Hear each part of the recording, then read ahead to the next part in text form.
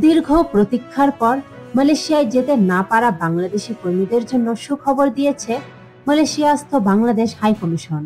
2024 সালের 31 মের মধ্যে প্রক্রিয়া সম্পন্ন করেও দেশটিতে প্রবেশ করতে পারেননি এমন 7,873 জন কর্মীর মধ্যে এখন পর্যন্ত মোট 179 জন কর্মী মালয়েশিয়ায় প্রবেশ করেছেন।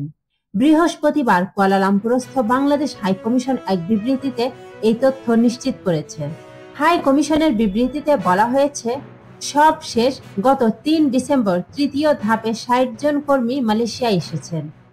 এই আগমনের মধ্য দিয়ে এখন পর্যন্ত দেশটিতে 3 ধাপে মোট 179 জন বাংলাদেশি কর্মীর প্রবেশ সম্পন্ন হলো। এর ফলে মালয়েশিয়ায় কর্মী প্রবেশ প্রক্রিয়া ধীরে ধীরে গতি পাচ্ছে বলেও উল্লেখ করা হয়েছে। মালয়েশিয়ায় সদ্য আগমন করা এই 60 জন কর্মীকে প্রাথমিকভাবে থাকার জন্য দেশটির সেলাঙ্গোর রাজ্যের পেতালিং জয়ার কনস্ট্রাকশন লেবার এক্সচেঞ্জ সেন্টার বারহাত এর নির্ধারিত স্থানে নিয়ে যাওয়া হয়। সেখানে তাদের জন্য একটি সংক্ষিপ্ত ব্রিফিং এরও আয়োজন করা হয়।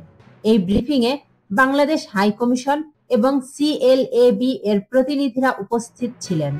নতুন আগত বাংলাদেশি কর্মীদের মালয়েশিয়ার শ্রম আইন, নিয়ম কানুন এবং অন্যান্য বিষয়ে সচেতনতামূলক পরামর্শ দেওয়া হয়। কর্মজীবনের শুরুতে তাদের বিভিন্ন বিষয়ে জানানো করা হয়েছে। বাংলাদেশে আটকে পড়া অবশিষ্ট কর্মীদের দ্রুত ও সুষ্ঠুভাবে আনার জন্য নিরলসভাবে কাজ করে যাচ্ছে বাংলাদেশ হাই কমিশন।